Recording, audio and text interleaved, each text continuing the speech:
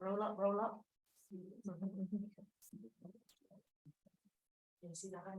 So Beth, if you're first to speak, please take it away. Right. Hi, everybody. Thanks for joining us to celebrate Global Accessibility Awareness Day. I'm really sorry not to be able to join you in person, and I hope that my voice lasts for the full event. So this day is held each year to get everyone thinking, talking and learning about access and inclusion. Globally, there are over 1 billion people with disabilities and impairments, and prevalence is disproportionately higher in developing countries. And these could be visual, hearing, motor, cognitive, or learning disabilities or impairments. Often people with disabilities come across barriers to participation that have been created completely unintentionally, but which could have been quite easily avoided. And so this International Day and celebration of accessibility are about raising awareness of how we can all break down barriers to inclusion and actively make our content and communications accessible. The event is being led by the Accessible Communications Group, and we're a group from across IDS that has a vision for making content at IDS accessible as standard, so that everyone can equally engage with our research, events, online content, publications, and other communications, which will automatically increase inclusion and engagement for everyone, and ultimately the impact of our work. So accessible communications is definitely not limited to communication staff. We all communicate with people every day in person and online. And as a group, we're aware that as a whole, taking an accessible approach can seem daunting, but we hope to share with you today how small changes can be easily made that make a big difference. You'll hopefully have seen the email sent out this week, focusing on research, day-to-day communications and events, and today on social media. The first three of which are the focus of today's event. And the aim of our campaign this week and of these presentations is to continue to raise awareness of accessibility at IDS and to share practical, easy to implement steps for embedding accessibility in our work.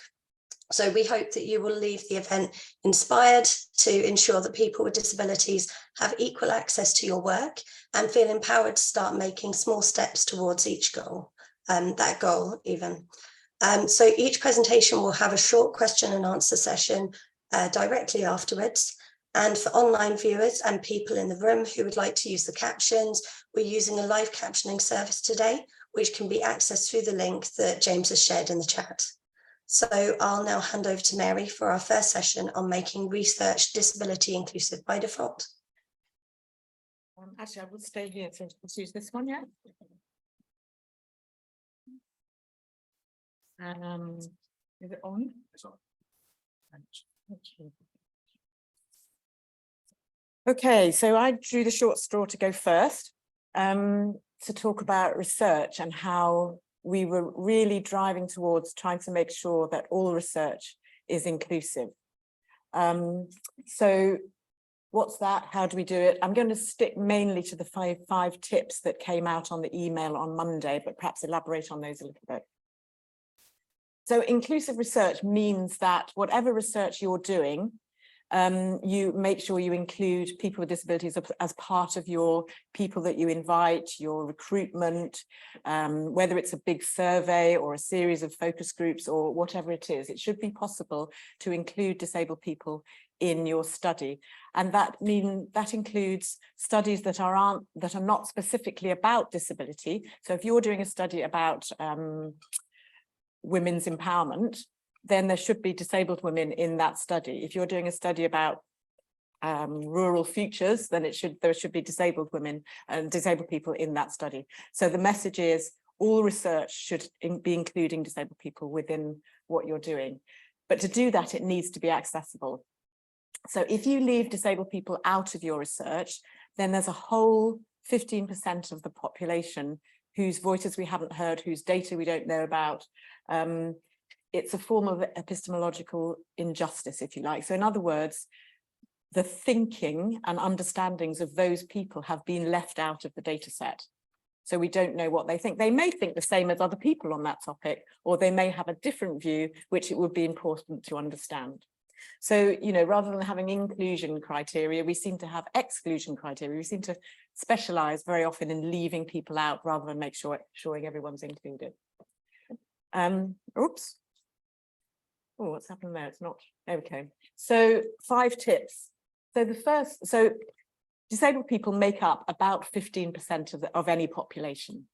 So in this room, we would expect there to be 15% of the people in this room would have either expressly identified, or maybe they keep it private, but there should be 15% of people in this room. So that's about 2 people maybe in this room who might identify as having access needs or needs for special consideration. So it's important to include them in what you're doing. And this symbol is supposed to represent the different types of disability, although it's problematic in some ways. But I like that one better than the one that's just of a wheelchair, because there are lots of people with disabilities who are not physically impaired, who have other types of difficulties. So this is an attempt to try and represent other types of difficulties, although it's not perfect. So tip 1 is to make sure that if you're planning an activity, you intentionally contact people who might be able to make sure that people with disabilities are included. And the biggest group of those are the organizations of people with disabilities. So local organizations in every community all over the world who will know who the disabled people are and would help you to recruit those people into what you're doing. The second tip is about budgets, which sounds a bit weird, but basically if you don't put a line in your budget for what we call reasonable accommodation, then when it comes to suddenly needing a sign language interpreter, someone will say, well, we haven't got that in the budget, we can't do it. And you go, oh no, that's not good. You need to have that in the budget so that if there's anyone who needs that extra support or documents done in Braille or an assistant to come with them, or whatever it is, then you've got it in the budget. Maybe you don't end up using it, but maybe you do. And it's really important that you have that there. So it's called reasonable accommodation. That's a name for the group of different types of things that you might need to provide. And of course, you don't know until people are recruited exactly what kind of help that will be. Tip 3 is fairly obvious. Ask people directly in advance of an event whether they have any access needs. That's the terminology. So you don't say, have you got a disability? What kind of disability? You say, have you got any access needs? So if they do, they'll say, yes, I'm a wheelchair user. I need to have a ramp to get into the building. Or yes, I'm deaf. I need a sign language interpreter. So you leave it to them to tell you what it is they need. And then you try really hard to meet that need. So of course, you try and try and be proactive and pick a physically accessible venue, whatever it is you're doing, because you never know who might come and who might find it difficult to go upstairs or whatever. Make sure that the loos are also accessible, that there's plenty of space, so that if you have a room that's too small, then people with mobility issues can't squeeze in with their wheelchair or their crutches or whatever. So these things are kind of basic. Tip 4 is that if you're doing an activity and you notice that there seems to be somebody who is having trouble participating, it may be that there's something extra that needs to be done. So you could ask that person, is there some extra help that you need? Is there an adaptation that we can make? And they may tell you very directly, I need to sit near the front, or I need to be able to sit away from the window because there's too much light glaring on the screen, or those kinds of things. Don't try and guess, because we don't know, as people without those impairments, what exactly is going to help. Or it might be that everyone's talking too fast and the sign language interpreter can't keep up. So those kind of things. So if we ask people, they will definitely tell us. Tip 5 is what we call multiple modes of communication. So if you do something just with pure verbal, just talking, then lots of people find that difficult. It's much better to have some visual information, which is why we've got PowerPoint here. And when I usually put some pictures or symbols or something, not just a load of words on the screen, because people find listening, some people find listening difficult, and some people find reading difficult. But if there's a picture alongside what you're saying, then that just helps people to focus in and understand what you're talking about. So multimodal means have different modes of communication on the screen. So if the question was about something about your family, rather than just saying what about your family, you would have it written and you'd also have a picture of a family so that somebody who finds it difficult for SOFAs would know what it's about. So overall, accessibility inclusion needs forward planning. It's no good arranging something and then flying into a panic when somebody arrives who you haven't anticipated their needs. Nearly everyone can participate in things if you provide the right adaptations. And it's basically the responsibility of everyone in the community or the society or the organisation to make sure inclusion happens. It's not disabled people's fault that if you haven't got a sign language interpreter, it's the person organising its fault if you haven't got it organised. So people with disabilities have views and experiences which are more similar to non-disabled people than they are different. So they will have views on climate change or immunisation or tax or whatever it is. And if we ask them, we will find out what their views are. But if we don't ask them, then we never know whether their views are the same as other people's.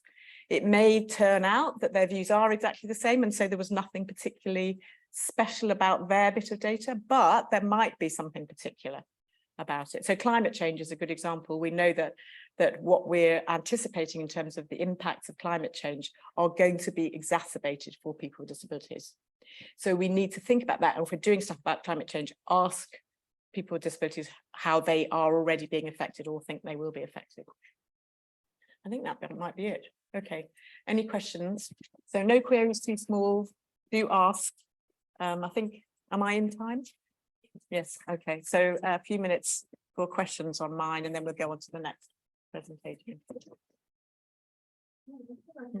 Yeah.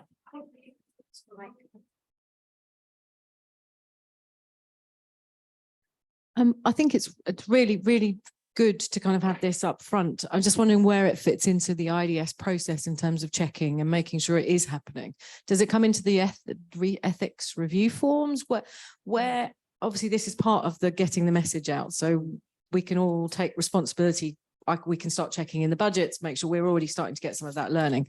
Where else is this going to go in the IDS system? Well, it certainly comes into ethics. Yeah. So when people are writing about, doing work with different groups of people, then they need to at least, I mean, in our team, and we're doing disability specific projects, we write a whole load of stuff in our ethics because we're kind of being very particular about it. And we're kind of, in a way, I think when we're doing that, we're partly educating the ethics review lot. Yeah. Because they might go, oh, I haven't thought about that. Well, it's very good. Sounds good. But we want everyone to start to at least put a bit about accessibility into a standard ethics. Apart from that, I'm not quite sure. I mean, it feels like, and maybe this is the start of a process, but again, it should be on the PR. It should be a question on PRG when we sign off on the budgets. We should, I mean, it won't be able to be one line in a budget because reasonable accommodation will cover staff and other costs. So we'll have to split it out in lots of different ways. But obviously we can be a bit more on that and making sure that every budget has something in if there's any kind of live, well, anything. I mean, we'd need some advice from researchers about what would the costs look like. We can do that for events because we're getting some experience. Obviously, Jasmine's going to talk later. We're getting some experience about that, but where else and what else? And it depends what the thing is. I mean, maybe there's some learning from the projects that you guys have been working on DID and Inclusion Works about what the costs look like so that we can start benchmarking them for future budgets. Would be really helpful. I mean, things like if there's a presentation being given or a webinar or something like that, always having live captioning, for instance, those kind of things can be kind of like default standard. Other things will be as needed. So sign language interpreter, are quite expensive, so you want it in the budget so that if somebody says they need one, then you've got the money. But if no one says they need a sign language interpreter, then you probably wouldn't have them, unless it's a very big audience, in which case you might do. So I'm not sure where else it would crop up, but we'd like it to pop up everywhere. That's what I was going to say. It feels like there's lots of, we need to think about the opportunities and the checkpoints, I guess, and that maybe that's the next phase of okay, thanks.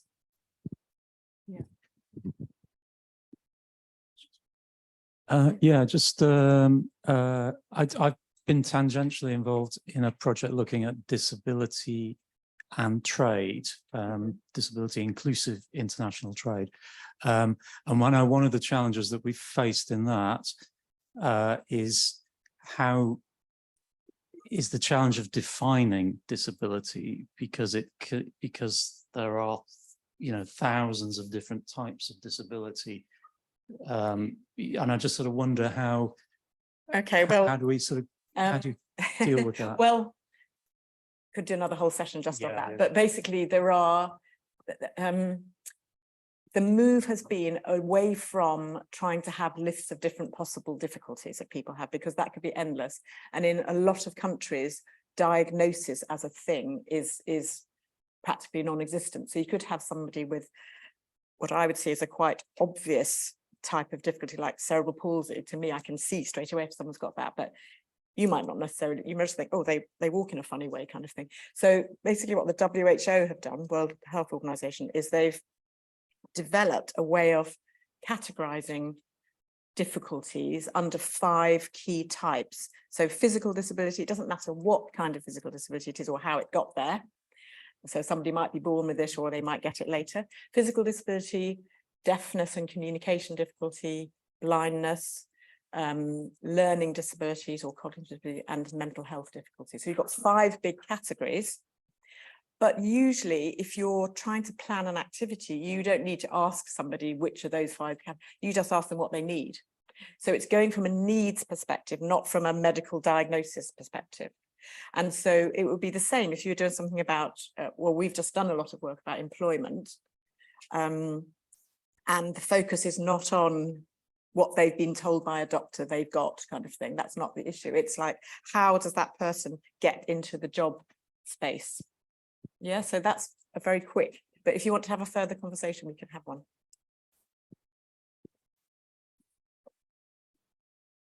And of course, some disabilities are invisible and people perhaps don't want to identify them, but it's up to people to identify, really.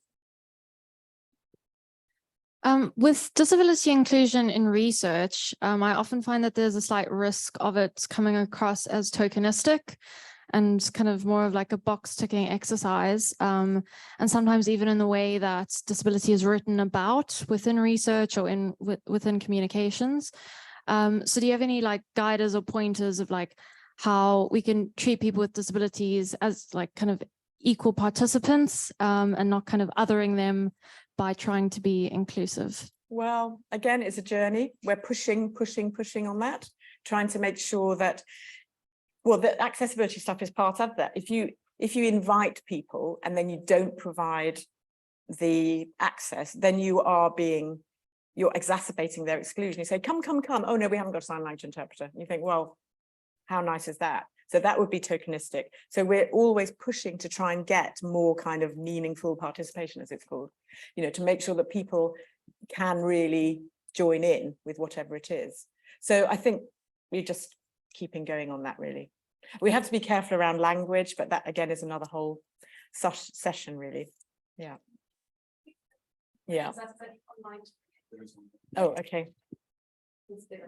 So it's the last one. Hi. So this is a question actually from Beth. She asks, how do you know how much to budget for reasonable accountability? Is it a percentage of the total budget, or can we add specific costs from a menu? I might have to look at Caroline for that. What do we normally do? I mean, I think it depends how big the project is. Yes, we have. Well, if it's a disability specific project, when we know there are going to be more than 50, you know, like maybe we know that most of the group are going to have disabilities, then we've got like local partners have helped with unit costs when we've got to that level of detail, but at a proposal stage, there's probably, I mean, I can pull out all the information I've got and put it somewhere for people to access as a starting point. And I guess we just keep adding to it as people find out each time. We've got a lot to learn. Okay. Yep. Should we move on? Beth, is it back to you? Or is it on? Oh no, straight on to Beth to yes, introduce Beth. the next. Yeah, so can you hear me okay? Where's you got the clicker thing? Great. So yeah, we're going to move on now to day-to-day communications and a presentation by myself, Alison and Tracy. Although we're part of the publications team, this session is not specifically about publications, but instead it's tips that can be taken into all types of digital communications, from emails to funder reports and from application forms to design templates.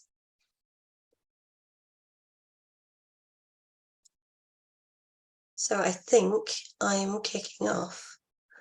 Everyone at IDS digitally communicates every day, but the content that we communicate can be accessible to some people while being inaccessible to others. And often we were taught or learned to use software, programs and platforms years ago, and we create content in the same way as we have every time before, without realizing that small changes in the way that we do things could make it easier for someone to engage with. So in this session, we're going to cover general principles that everyone can easily put into action in any medium. So I think I'm handing over now to Tracy.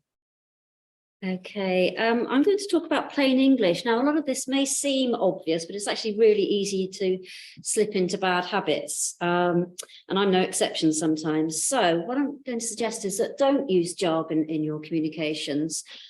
You don't have to unpack things. You don't have to talk about elephants in the room, that kind of thing. Define specialist terms where appropriate, because not everybody will know the acronyms, all those special terms, and think about who you're actually writing for, who is going to read your information. If you have to look anything up, then maybe don't use it. If you have to check something for spelling or its exact meaning, then maybe just leave it out. I've written summaries for years, and if I don't understand a word, I won't put it in a summary. Well, I'm actually going to now refer to George Orwell, who had a lot to say about plain English in the 1940s. He said, never use a long word where a short one will do. If it is possible to cut a word out, cut it out. That probably explains why most of his novels are quite short, actually. So he practiced what he preached. And finally, and I think this is great, because you really have to get your head around this phrase: cure yourself of the not unformation by memorizing this sentence. A not unblack dog was chasing a not unsmall rabbit across a not ungreen field. So get your head around that. Is the dog black or isn't it? Is the field green? Isn't it? How big's that rabbit? So next time you write anything, any form of communication, I say, think about George. How would George do this? There are some fonts that are more accessible than others. So for example, Arial or the Word default Calibri are considered very accessible. Decorative fonts, such as on the screen, can be really difficult to read by everyone, to be honest, but particularly by people with dyslexia and learning difficulties, people with visual impairments, for example. So for maximum accessibility, it's recommended that you use a size 12-point font or 11-point at the smallest. And one way that you can put this into action straight away is to simply change the font size on your emails to 12-point. It may look a bit odd at the start and a bit large, but it's really a lot easier and a lot more readable for people.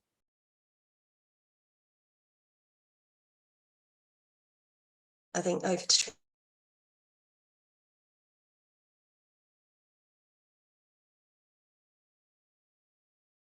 I believe Beth was going to mention that the recommended fonts are Arial and Calibri.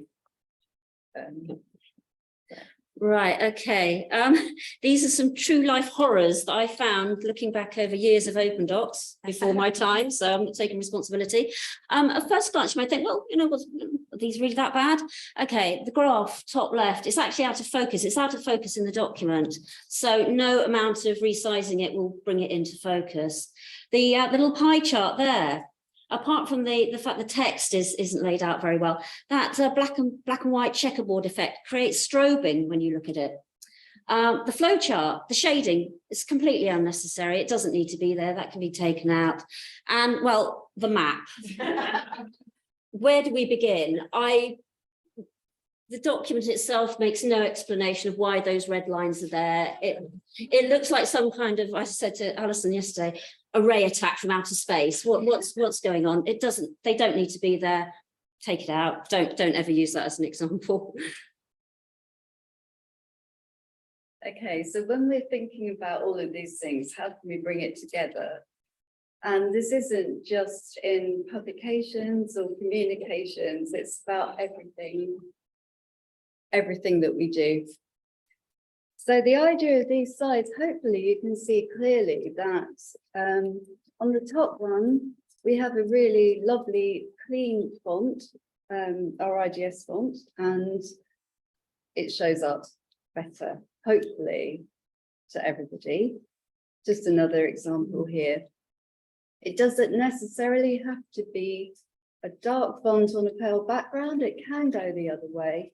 It's all about the amount of contrast and mixed with the font.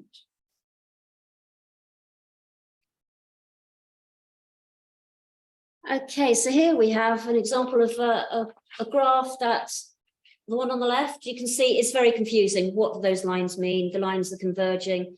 There's no real clarity there. The graph on the right is where it's been improved, and it's actually quite simple. It's the spacing and it's adding some nodes, and now you can tell which line is which.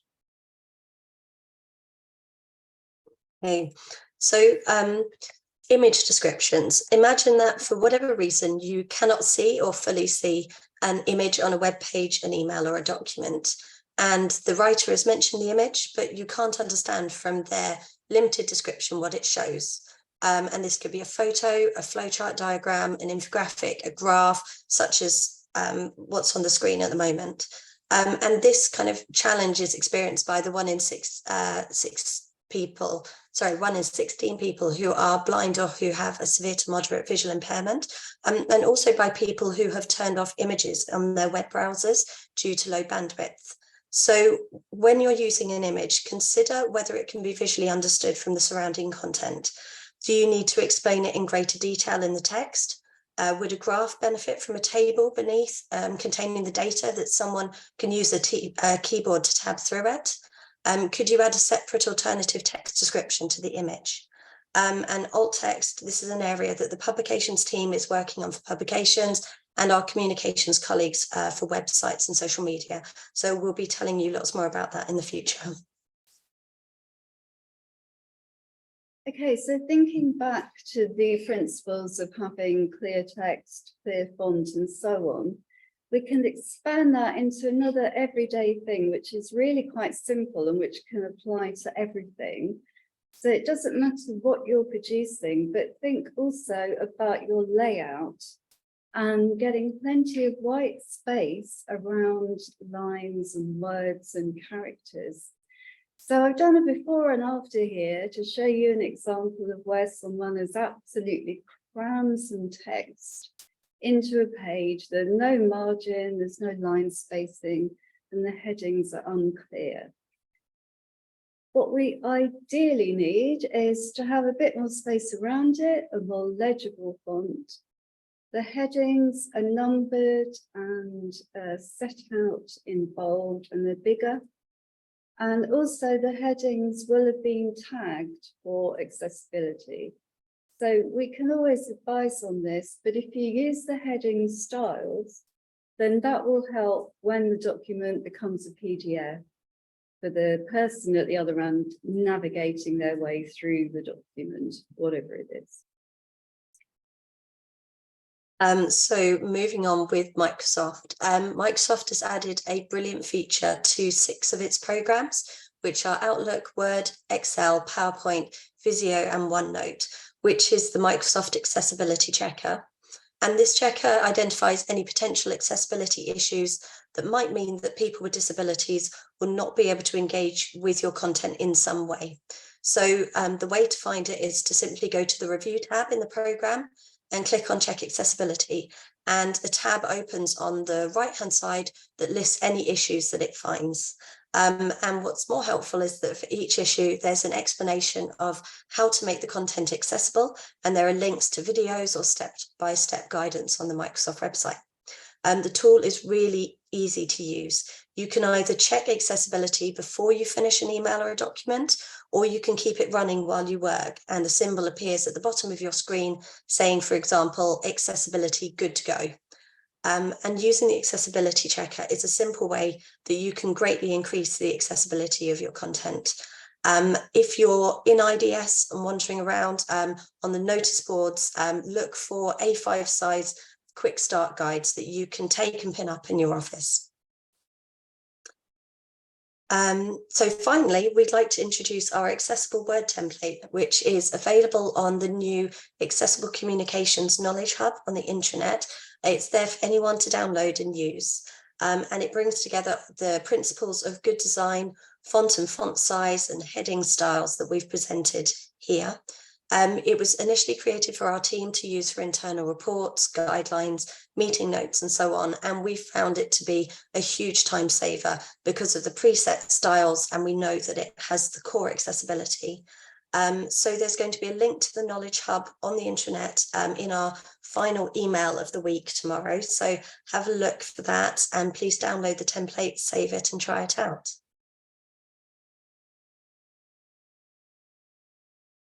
So any questions?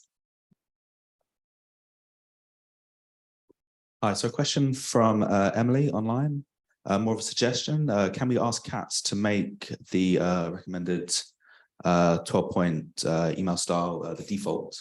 I'm sure there's a conversation that we've already had.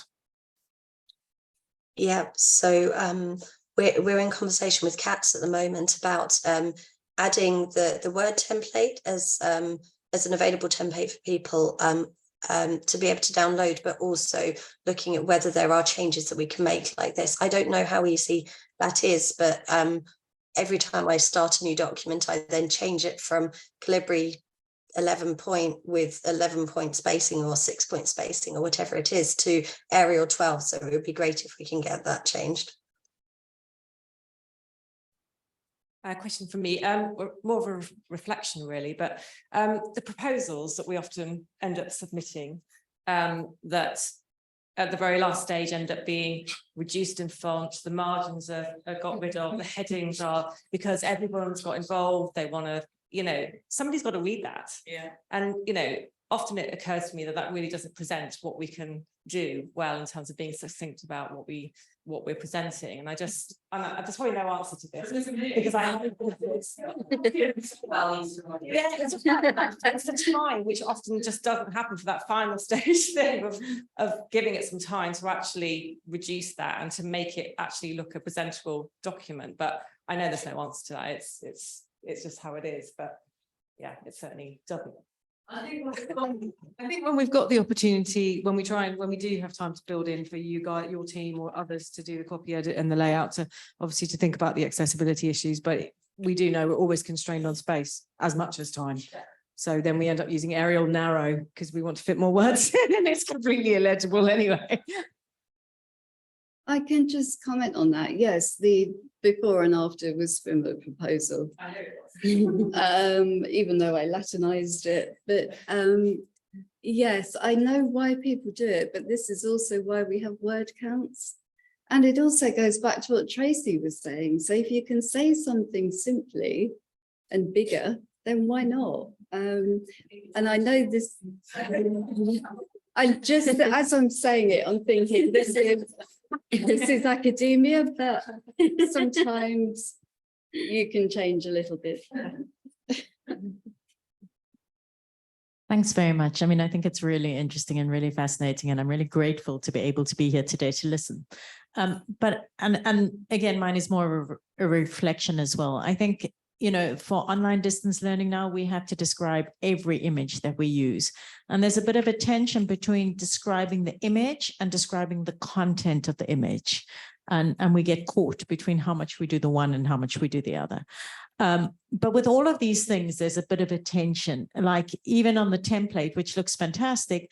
In a social science paper, you wouldn't number the headings, right? It's just not stylistically accepted. I agree with using smaller words whenever you can, but in academic papers, sometimes there's a tendency to think that that demeans the work. And I'm not necessarily in agreement of that, but there is a sense of that. So I think it's a lot of this is about, and I think you've already said it, so I'm just repeating it, but it's about being aware and making choices, and not just automatically not using numbers or automatically using big words. Maybe it's just much more about being aware and making strategic choices where you can and where they can't. I don't know.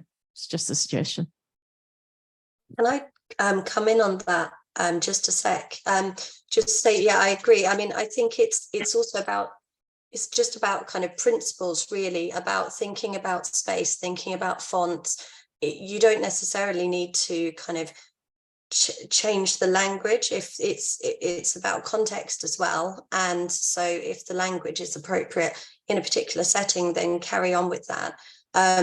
But then do things like, making sure that your line spacing is a single line space rather than trying to cram, reduce it so that you can cram it up onto 2 pages, for example, and making sure that you do have a decent amount of white space. So it's about doing as much as you can, I think, and just starting to I started to kind of look into accessibility only a couple of, maybe 3 years ago, and just the small changes that I've made to how I use Word, how I write an email, have now just become habit. And I think over time we'll just kind of adopt these practices and they'll become just normal practice. Hi, so all very useful. I wanted to kind of give a pro for the accessibility checker. I've been using it for a while, and I think the great thing about it is it schools you. So you kind of, it's almost gamified in a way. Like it tells you what you've done wrong, and then you learn that, certain things that are what your habits are that are not great. But the problem I encounter is where I'm using templates, and we have a lot of templates in the building that fail the accessibility checker that I can't fix because the template has been set by someone else. So I think we do need a bit of a proactive, whilst there's personal responsibility is important, finding some ways of saying our module documents or like other paperwork that we use. If the format, if we're working in a format that's not been checked, then there's a limited amount we can do with that. So I'd like us to think about that. And another part of that, and in the teaching side, is there's a built-in accessibility checker on the Canvas website, which we use to communicate with students, and all of our Canvas pages fail it just by design. And it's something we could be more tactical about rather than thinking about how we change things each time we do something.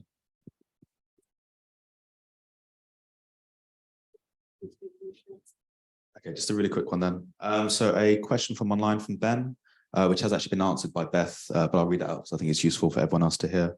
So Ben asks, what's best practice when it comes to using italics in text? I'm not sure, Beth, you wanted to unmute and read out your reply there. Yes, so ideally use bold for emphasis rather than italics or underline, because when you use italics and underlining, the letter forms of the text can kind of merge into each other when people are reading them. So that can be difficult for people with particular visual impairments, but also people with learning and cognitive difficulties. So I would suggest bold for emphasis, which is now the IDS House style, but do continue to use italics where it's established practice, for example, in citations, for Latin text, for non-English text, for example. So yeah, have a look at the IDS House style guidelines. Okay, Beth, do you want to introduce the next presentation? Yes, so the final presentation is on event accessibility.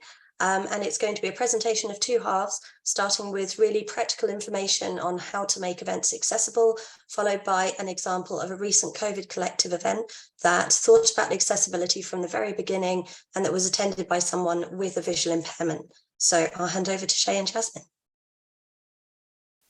Hi everyone, for those of you who don't know me, my name's Shae. I work in the central communications team. My pronouns are Zizir, and part of my role is focusing on events and spreading the best practice of events around the organisation, and I'm obviously part of the accessibility comms group as well. So today we'll providing a short overview of considerations for what we can do, and I've crammed a lot in, so some of it's already been mentioned, so I will skip over those points and make the PowerPoint presentation available afterwards. So I've started off with a quote from a TEDx speaker about disability not being the problem, and it just gives us food for thought, because often when disabled people are left behind, we end up feeling like we're the problem when really it's the barriers that are in our way that are the issue. So why should you ensure that your events are accessible? Well, the most obvious answer to that is ethically it's the right thing to do.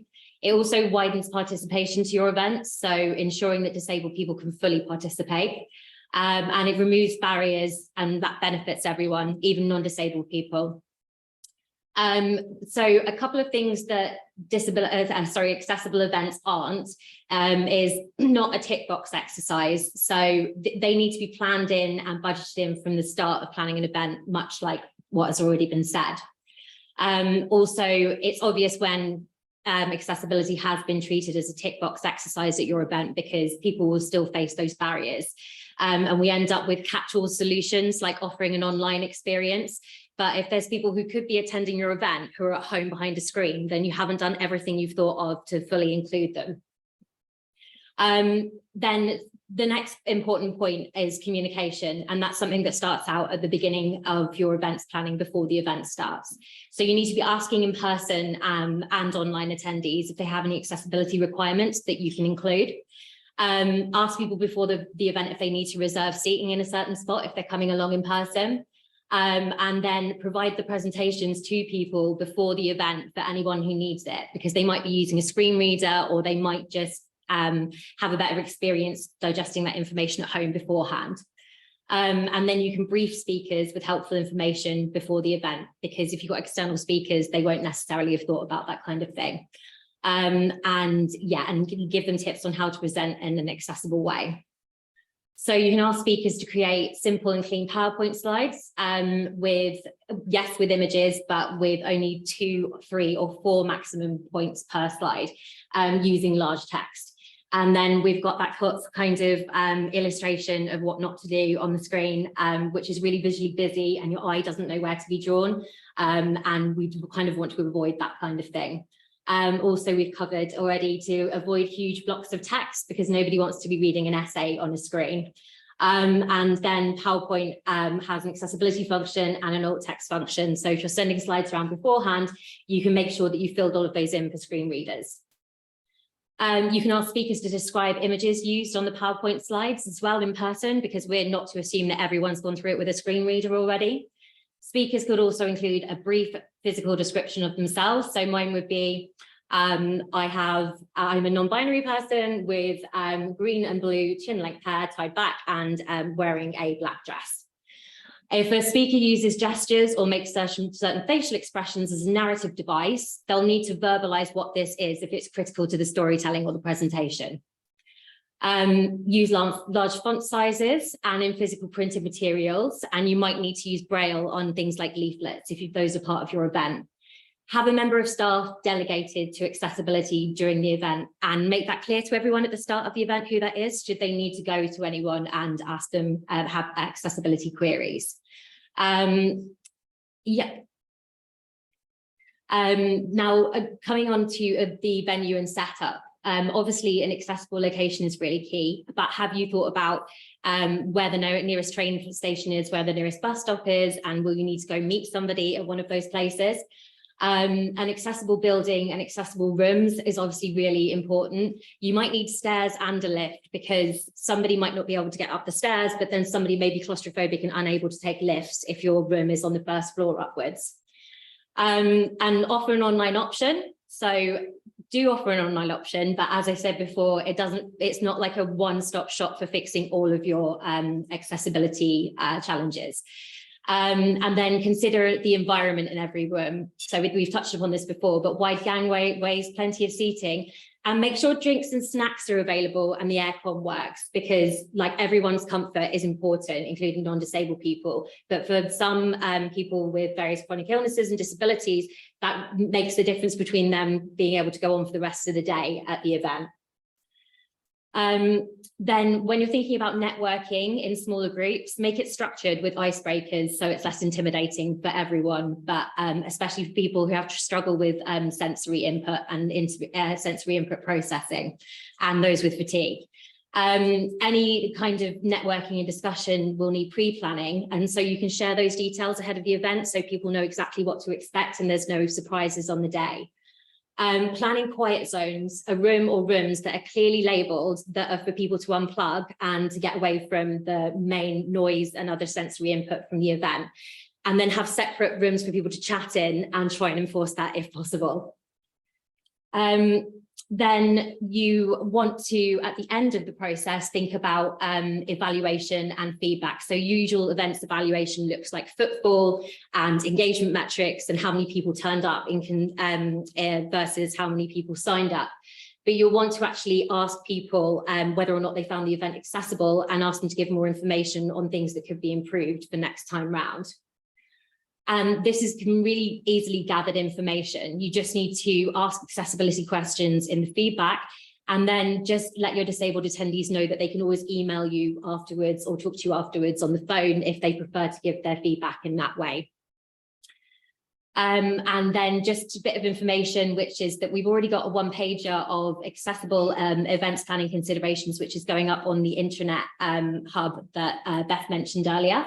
This presentation will also be available after the event today. And then as part of the events toolkit, which is in the process of being finalized right now, we have links to comprehensive accessibility planning checklists that will cover as much as possible when you're planning your events. And that is the end, and I'll pass over to Jasmin to talk about a case study of accessible events.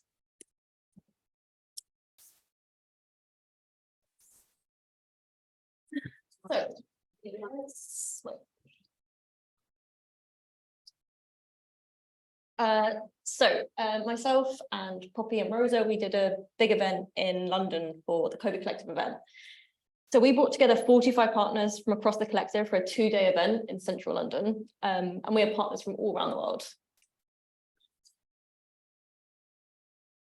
So when we looked at venues, and we looked at a lot, we went in thinking about accessibility just immediately.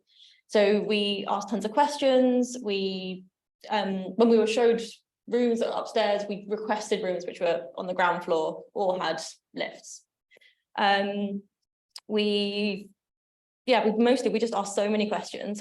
We asked the venues about wheelchair accessibility, if they had loop systems, if they had fire evacuation plans, if they had anything like that.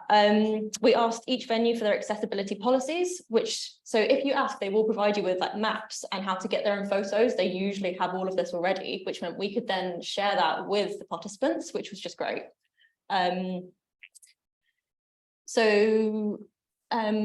We then, when sending out invitations, we also sent out accessibility forms, which we first of all sent to Shae and Beth, which was really helpful. And then within the form, we outlined the whole event, but we did it chronologically. So it meant that we could realize any accessibility needs that we thought might crop up, like along the way. So, you know, how to get from the hotel to the event, how to get from the event to the restaurant, what was happening at the event. And then within each step, we left a free box space. So it meant that anything we hadn't done, it meant that people could say what would make it more comfortable for them and what would make it more easy. And that was incredibly helpful.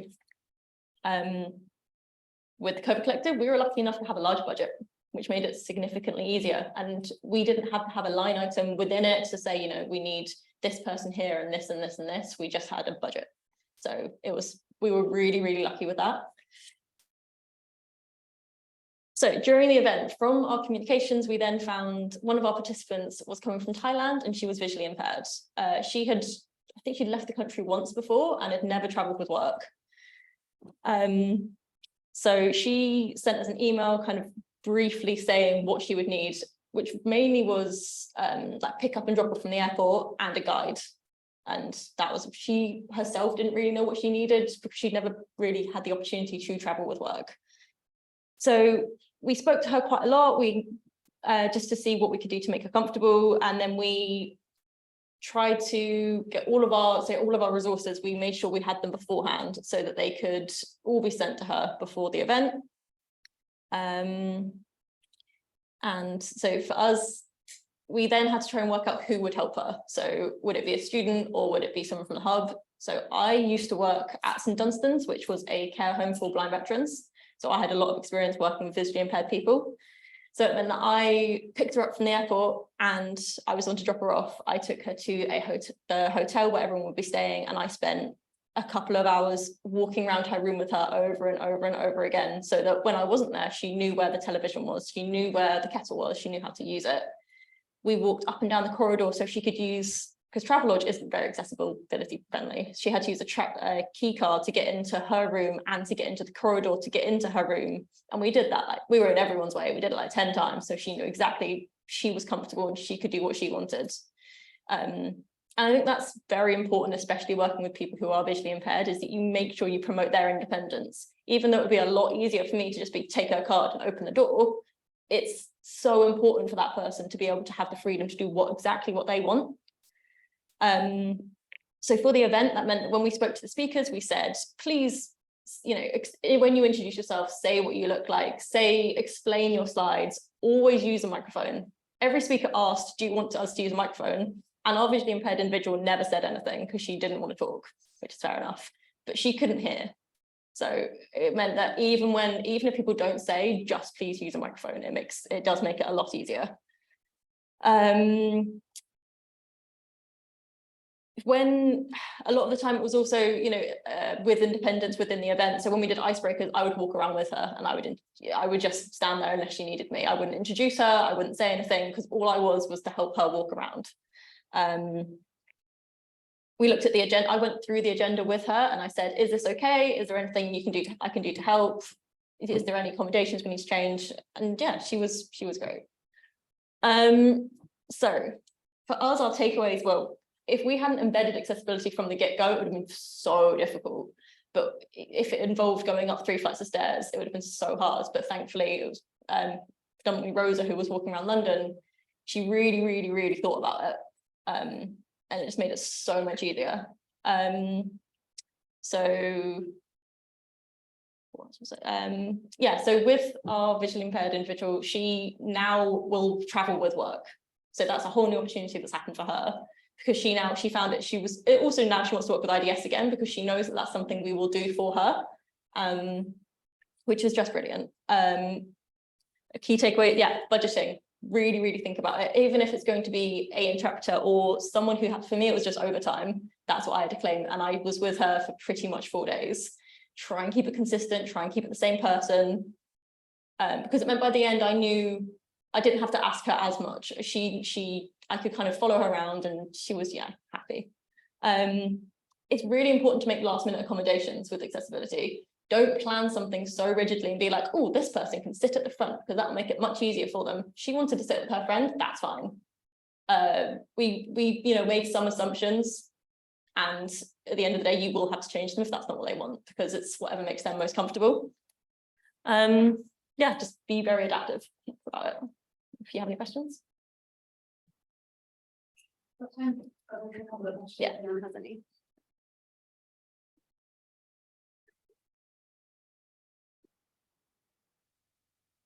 Hello. It's about presentations, really. You know what it's like with events.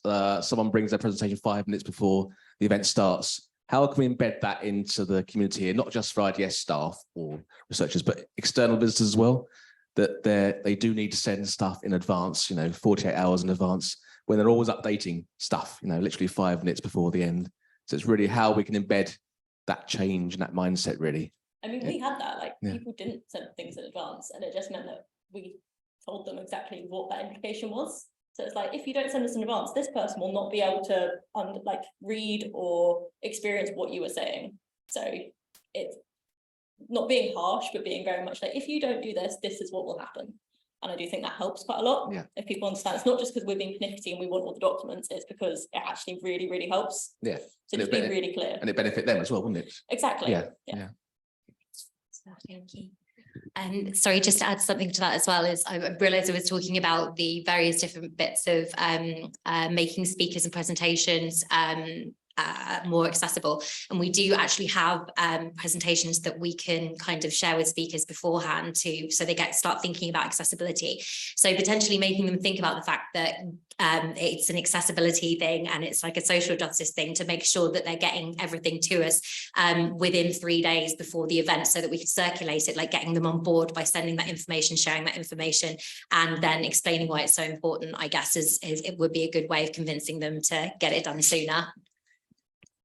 We've only got a couple of minutes left, so one more question online.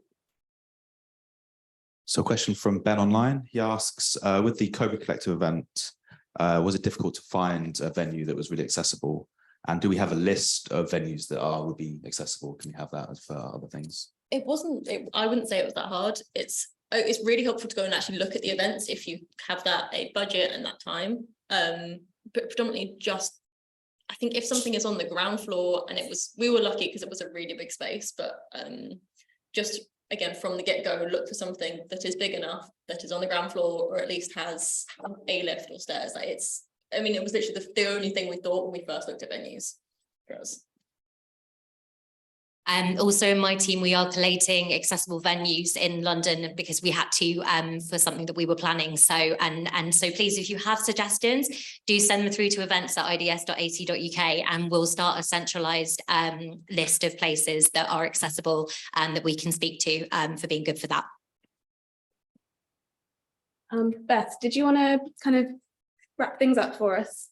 Yes, I will quickly. Yes, so huge thank you to our presenters. To everyone in the Accessible Communications group who's contributed to the campaign this week, and to everyone who's been at the event in person and online. Accessibility is a really important area, which in the past has often been overlooked, thought of as being too expensive or not applying to enough people to make it worthwhile. But today, the barriers to taking on accessible approaches are much more about levels of awareness and confidence. So we hope that this event has demonstrated the value in making communications accessible and has inspired you to take action in your own work. Our message throughout this week has been on progress, not perfection. So we would really encourage you to make little changes from today rather than waiting for the perfect solution to come along. For example, you could change the font size on your email to Arial 12 point within a few clicks. Consider color contrast next time you create an image or figure. Run the Microsoft Accessibility Checker before sending your next email or finishing a document. You could write a reasonable accommodation line into the next proposal budget that you work on, or download the events guide from the Knowledge Hub before planning your next event. So we have created this Accessible Communications Knowledge Hub on the intranet that's going to launch tomorrow in our final email of the week. And this contains resources on alternative text descriptions, research communications, events, social media, publications, and more. So generally, if you have any questions about accessibility or ideas for training or guidance, then please feel free to send them to me or one of the Accessible Communications group, and we'll be really happy to talk to you about them. So we hope that you have a great day, and please do look out for our final email of the week tomorrow and the launch of the Knowledge Hub. Thank you.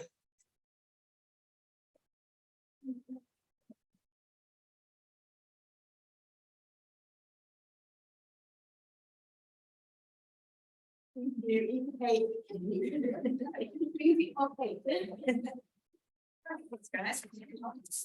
you get it wrong.